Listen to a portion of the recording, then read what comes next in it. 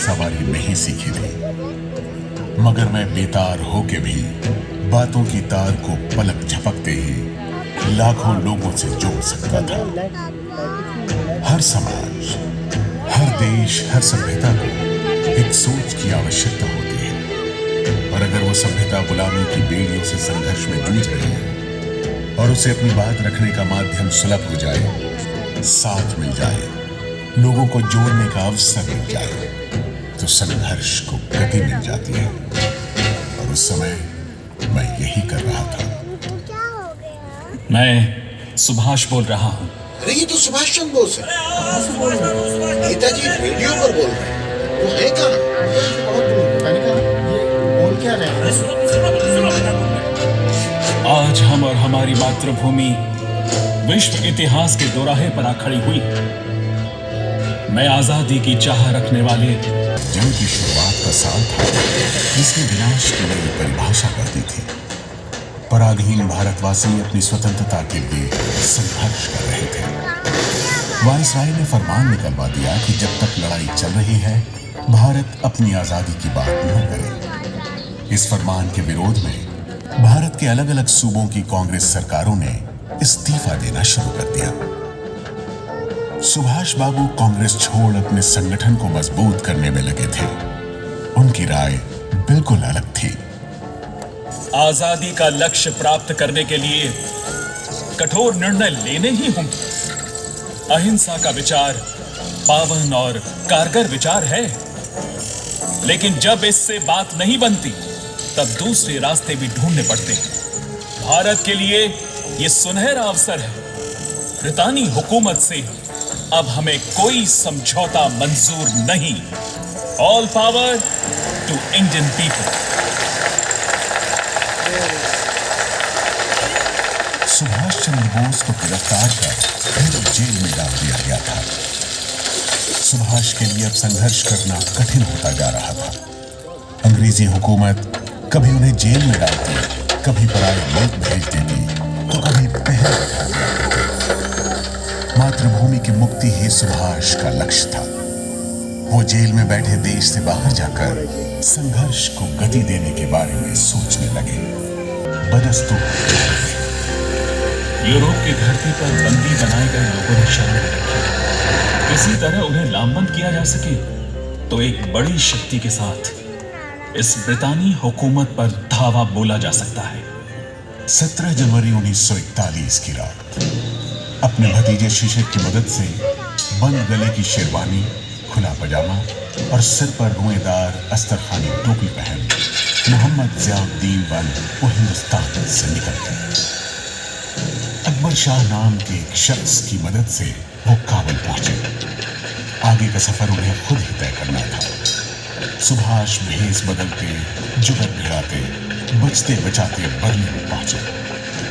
जिस माटी में सुभाष पैदा हुए थे, उसी माटी की मुक्ति के लिए उन्हें उससे दूर जाना पड़ा।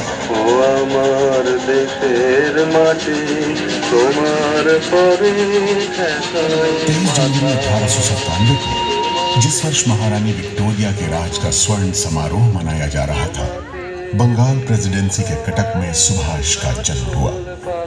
किसे पता था कि आगे चलकर यही सुभाष इसी विक्टोरिया हुकूमत के खिलाफ संघर्ष की कमान संभालेगा। बचपन द्वंद से भरा था। मन में सवाल उठते और मिटते जाते। 15 साल की आयु में विवेकानंद के विचारों से उनका परिचय हुआ, जिसका उनके व्यक्तित्व पर गहरा प्रभाव पड़ा। मातृभूमि आराध्य है, प्रत्येक भारतीय सहोदर है और भारत की मुक्ति जनशक्ति पर है।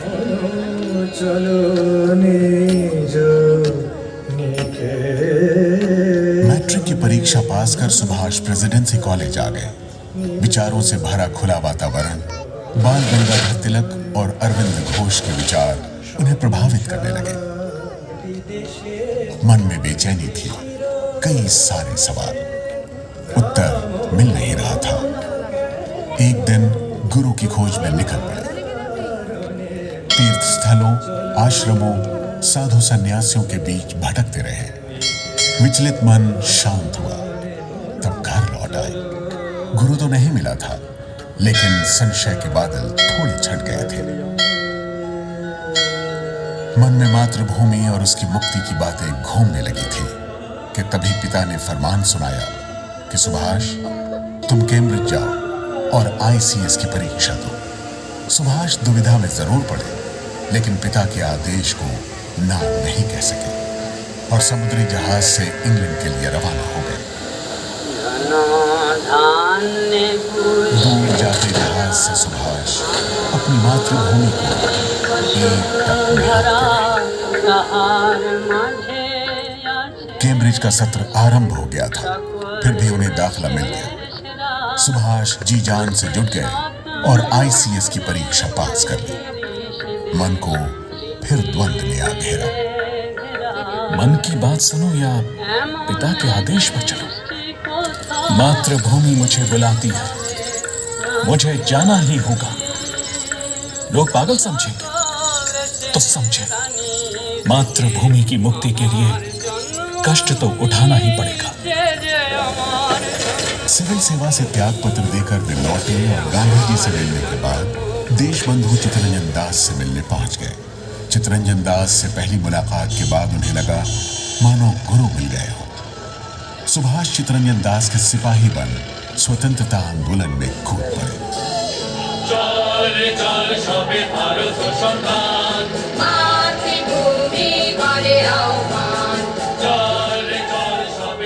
आंदोलन के शुरुआती दिनों में ही एक घटना घटी। प्रिंस ऑफ वेल्स के भारत दौरे का विरोध किया जा रहा था। सुभाष पूरे उत्साह से लगे थे।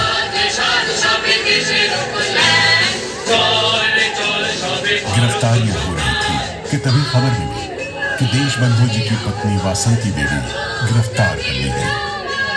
वे दुखी मन से देशबंधु जी के पास पहुंचे। उन्हें पीड़ा इस बात की नहीं थी कि वासंती देवी को गिरफ्तार कर लिया गया, बल्कि दुख इस बात का था कि उन्हें गिरफ्तार क्यों नहीं किया गया।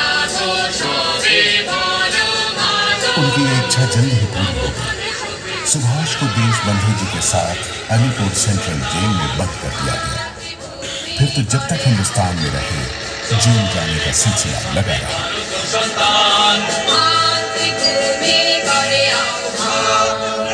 नई दिशा देने वाले हमेशा धारा के विपरीत वेगमयी लहरों से टक्कर लेते नवीन पथ का निर्माण करते हैं, नई पहचान देते हैं।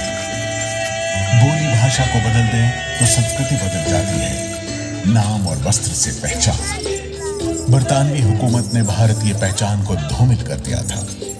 सुभाष ने निगम कर्मचारियों को खादी वस्त्र पहनाकर निगम की गलियों के नाम भारतीय विभूतियों के नाम पर रख धूमिल पड़ती पहचान को फिर से जिंदा कर दिया था। सुभाष अपने लोगों के बीच लोकप्रिय होते जा रहे थे। इसीलिए सुभाष हुक्मरानों की आंखों में चुभने लगे और क्रांतिकारी षड्यंत्र का झूठा आरोप लगा। उन्हें गिरफ्तार कर बर्मा के मांडले जेल भेज दिया गया। ये वही जेल है जहां लोकमान्य तिलक और लाला लाजपत राय जैसे संग्रामियों को रखा गया था। मांडले मेरे लिए जेल नहीं, तीर्थ है। मैं तीर्थ पर निकला हूं। मांडले जेल नहीं, यातना गृह था। लकड़ी का बना लकड़कोट था।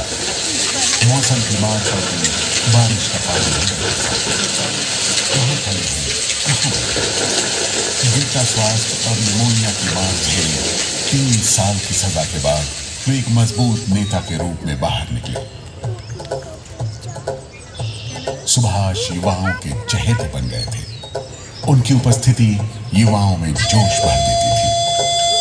गांधी जी जब एकांत में चिंतन कर रहे थे, तब सुभाष ने स्वतंत्रता संग्राम की गति को बनाए रखने में आगे बढ़कर योगदान दिया। मिल मजदूरों को संगठित किया, साइमन कमीशन का विरोध किया, विदेशी वस्तुओं का बहिष्कार। सुभाष युवाओं और श्रमिकों के चहेते बन गए। उनकी उपस्थिति सभाओं में जोश भर देती थी। अपने पिता के साथ चले संग्राम में तो सुभाष जीत गए, लेकिन स्वाधीनता संग्राम की भूमि पर राष्ट्रपिता खड़े थे। व्यास नदी का किनारा था और ऊपर स्वतंत्रता संग्राम का झंडा लहरा रहा था। गांधी जी ने संपूर्ण स्वाधीनता का प्रस्ताव रखा। सुभाष खड़े हुए और बोले, आप संपूर्ण बहिष्कार के लिए तैयार नहीं। काउंसिलों के बहिष्कार से कुछ हासिल नहीं होगा। मेरा सिद्धांत है सब कुछ या कुछ नहीं। जब तक दलित, श्रमिक, वंचित संगठित नहीं होंगे, सविनय अवज्ञा कारगर नहीं होगा। गांधी जी के सविनय अवज्ञा के प्रस्ताव को स्वीकार कर लिया गया, लेकिन मतभेद की लकीर खिंच गई थी। सुभाष एक बार फिर गिरफ्तार कर लिए गए। 1 साल बाद जब छूट कर आए तो फिर जेल में डाल दिए गए। मध्य प्रदेश के सिवनी जिले में जब तबीयत खराब होने लगी तो रिहा करने की बजाय वियना भेज दिया गया। अजीब सिलसिला था। सुभाष की आजादी हुकूमत के लिए खतरा बन सकती थी। 1938 में जब इंग्लैंड में थे तभी पता चला कि उन्हें कांग्रेस का अध्यक्ष बना दिया गया। नए इरादों और भविष्य के सपनों के साथ हरिपुरा गुजरात के अधिवेशन में पहुंचे और पूरे जोश से घोषणा कर दी, साथियों, धरती पर अब ऐसी कोई ताकत नहीं जो भारत को पराधीन कर सके और आने वाले वक्त में हम इसे सत्य करके दिखाएंगे। सुभाष नई सोच और जवां इरादों वाले नेता थे। वे भविष्य के सपने देख रहे थे। आजाद भारत आर्थिक प्रगति के रास्ते पर कैसे चलेगा? दुनिया के दूसरे देशों के साथ कंधे से कंधा मिलाकर बराबरी के साथ कैसे खड़ा होगा? अपने ही लोगों के बीच सुभाष को शक की नजर से देखा जाने लगा। इसीलिए जब दूसरी बार अध्यक्ष पद के लिए खड़े हुए और जीत गए, तब कार्यकारिणी के सदस्यों में से अधिकांश ने इस्तीफा दे दिया। गांधी जी ने सीतारमैया की हार को अपनी हार तक कह डाला। गांधी और सुभाष के नजरिए की खाई और गहरी हो गई। सुभाष गांधी जी से मिले, लेकिन खाई पाटी नहीं जा सकी। मध्य प्रदेश के त्रिपुरी में बीमारी की हालत में भी जाना पड़ा। आंतरिक खींचतान और दमघोटू वातावरण। सुभाष ने अप्रैल 1939 के कलकत्ता की बैठक में इस्तीफा दे दिया। कांग्रेस ने दूरदृष्टि वाला विचारोत्तेजक युवा अध्यक्ष खो दिया था। सुभाष खिन्न थे कि जिस संगठन के साथ आंदोलन में उन्होंने अपने जीवन के 20 वर्ष लगा दिए, वहां इतना अविश्वास। तभी गुरुदेव रविंद्रनाथ ठाकुर ने अपने मधुर वचनों से उनके संताप को हर लिया। मैं उस पौ को फूटते देख रहा हूं जिसमें तुम्हारी राजनीतिक साधना शुरू हुई थी। आज तुम मध्याह्न के उस निर्मल आलोक में उद्भाषित हो रहे हो जिसमें शंकाओं का प्रवेश निषिद्ध है।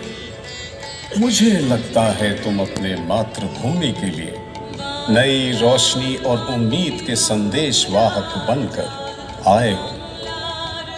आने वाली लड़ाई में उसका साथ शायद मैं न दे पाऊं। मैं केवल आशीर्वाद दे सकता हूं और विदा लेता हूं। आश्वस्त हूं कि देश के बोझ और दुख को तुमने अपना बोझ और दुख बना लिया है और देश की स्वाधीनता के रूप में उद्दिष्ट प्रतिफल उसे जल्द ही मिलने वाला है। स्वदेश के चित्त में नूतन प्राण संचार करने का पुण्य व्रत तुमने ग्रहण किया। इसलिए मैं अपना नाटक ताशेर देश तुम्हारे उत्सर्ग कर रहा हूं।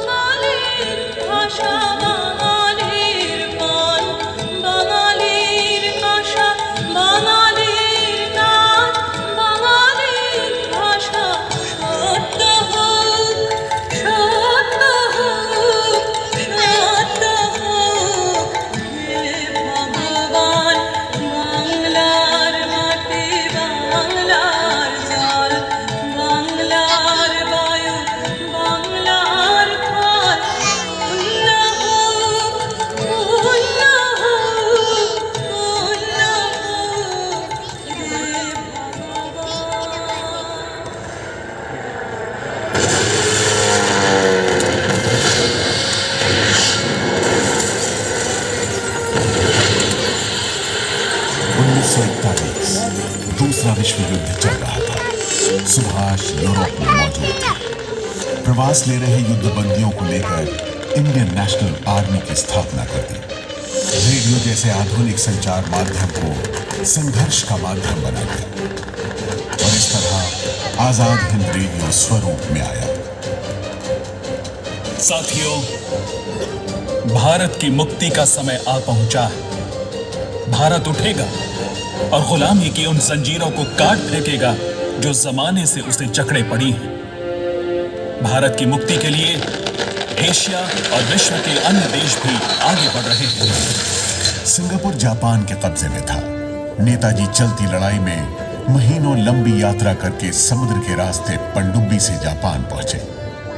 पहली मुलाकात में ही जापानी प्रधानमंत्री तोजो ने बिना शर्त मदद का मौका दे दिया। सुभाष के आजाद हिंद फौजी शिखर समान सिर ऊंचा किए खड़े थे। नेताजी के एक आदेश पर मातृभूमि पर बलि चढ़ने को तैयार। हथियारों की ताकत और खून की कीमत से तुम्हें आजादी लेनी है। जब भारत आजाद होगा, तुम्हें स्थायी सेना बनानी, सुरक्षा की ऐसी मजबूत बुनियाद खड़ी करनी है कि भविष्य में हमें कभी अपनी स्वतंत्रता न खोनी पड़े। मेरे वीरों, तुम्हारा उद्घोष होना चाहिए, दिल्ली चलो। आजाद हिंद फौज अपनी अधूरी थी। आधी आबादी की भागीदारी के बिना संग्राम अधूरा था। नेताजी ने रानी झांसी रेजिमेंट की स्थापना कर दी। ये आजाद हिंद फौज की वीरांगनाओं का युद्ध दस्ता था। मार्च 1944 आजाद हिंद के सिपाही तैयार खड़े थे। जनरल कियानी ने आदेश दिया और जय हिंद दिल्ली चलो के नारे लगा के जोशीले भारतीय जवानों ने इंफाल पर धावा बोल दिया। आजाद हिंद फौजियों ने भारत की सीमा में घुसकर तिरंगा लहरा दिया। वहां कुछ ही दूर, उस नदी के पार, उन जंगलों से आगे, उन पहाड़ियों के उधर फैली है हमारे सपनों की धरती। जिस धरती में हम जन्मे थे, उसकी गोद में अब हम लौट रहे हैं। लहू को लहू बुला रहा है। उठो, हथियार संभालो, बढ़ते चलो, चलो दिल्ली चलो। इंफाल सिर्फ 10 किलोमीटर दूर रह गया था कि बेमौसम बरसात ने बढ़ते कदमों को रोक दिया। बरसात ऐसी थी मानो आसमान से बादल फट आया। लगातार होती बारिश रसद की कमी। ब्रिटिश और अमेरिकी फौज बढ़ती चली आ रही थी। आजाद हिंद फौजियों को मिली आंशिक जीत के बाद भी लौटना पड़ा। आसमान से अमेरिकी बम वर्षा आग उगल रहे थे। आजाद हिंद फौज के 25,000 से ज्यादा फौजी मारे गए और नेताजी को अपनी बची हुई फौज के साथ बैंकॉक लौटना पड़ा। साथियों, बेशक आजादी की लड़ाई का पहला दौर हम हार गए, लेकिन ये सिर्फ पहला दौर है। लड़ाई के अभी और दौर आएंगे। भारत की आजादी का जब निर्णायक इतिहास लिखा जाएगा, आजाद हिंद फौज का उसमें सम्मानित स्थान होगा। इम्फाल और कोहिमा की लड़ाई के बाद हमारी स्वतंत्रता संग्राम का पहला अध्याय समाप्त हो गया। दुर्भाग्य से राष्ट्र के प्रति उनका सक्रिय योगदान भी यही समाप्त हो गया। लेकिन जनता की यादों में नेताजी अभी भी जिंदा थे। भारतीयों के इस यकीन से अंग्रेज खौफ से भाग गए। 1945 में लाल किले में चले इंडियन नेशनल आर्मी ट्रायल और 1946 के कराची से कलकत्ता तक हुए नौसैनिक विद्रोह तक नेताजी का डर अंग्रेजों पर बना रहा। अंग्रेजी हुकूमत के खिलाफ नेताजी और आईएनए का ये संघर्ष सन 1947 को भारत की आजादी को साकार कर पूर्ण हुआ। समस्त भारत आज भी उनके योगदान के लिए कृतज्ञ महसूस करता है।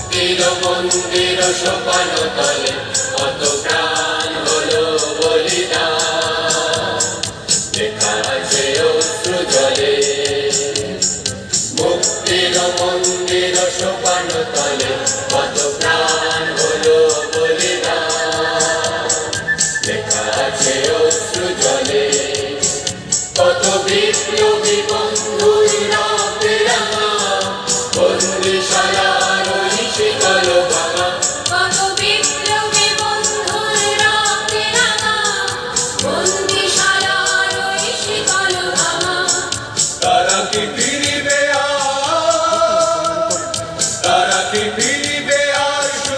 সুবাসে কত তরুণ অরুণ গেছে আস্থা চলে মুক্তির মন্দির সোপান তলে কত প্রাণ হলো বলিদান লেখা আছে অশ্রু জলে মুক্তির মন্দির সোপান তলে কত প্রাণ হলো বলিদান লেখা আছে অশ্রু জলে লেখা আছে অশ্রু জলে লেখা আছে অশ্রু জলে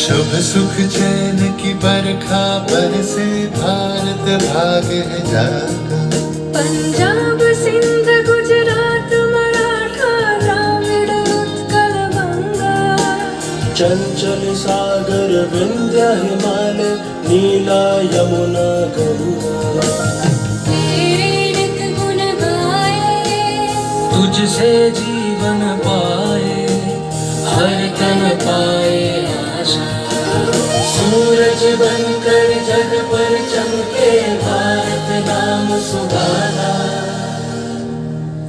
जय हो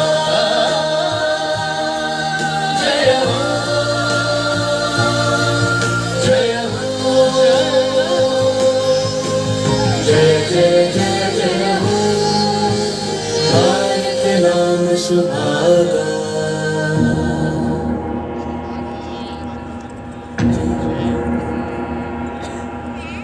जनगण मन अधिनायक जय हे भारत भाग्य विधाता पंजाब सिंध गुजरात मराठा द्राविड़ उत्कल गंगा विंध्य हिमाचल यमुना गंगा उच्छल जलधि तरंगा